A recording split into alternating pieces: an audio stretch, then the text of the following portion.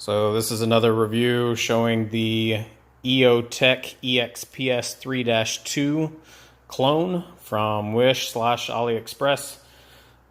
Straight off the bat, the only difference that I saw on it was this lanyard supposed to keep you from losing your battery cap is a little bit longer than what's in the picture. Outside of that, everything else is the same. So again, this is a 3-2, and that is because it's got the 2 MOA. Outside of that, everything else is pretty much well the same. These use the same CR123As.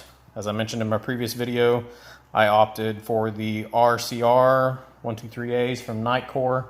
I can throw those in my charger and they get a 500 cycle off of them.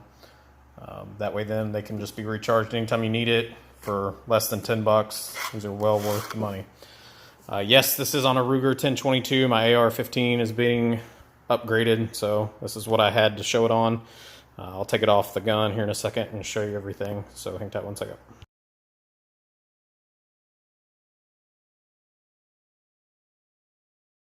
I'll also show the Nitecore charger UMS2 that I use to charge these batteries.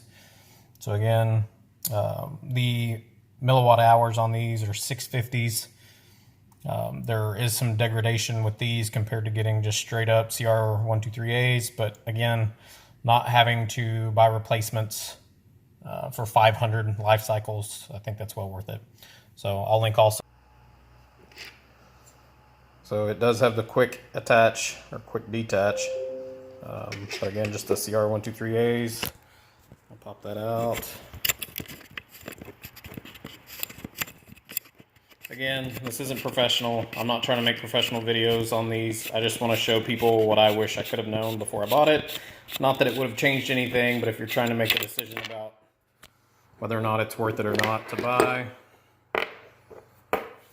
this will answer the question. So, as you can tell how long that lanyard is compared to the stock images straight from EOTECH. Outside of that, I think it's well worth the money. Compared to $600+, I want to say it's like $659, $639, something like that. This I think I got for like 58 bucks. So that's my review and showing you the EOTECH EXPS3-2 clone, which is known as a 558. And I'll share the link to it. Thank you.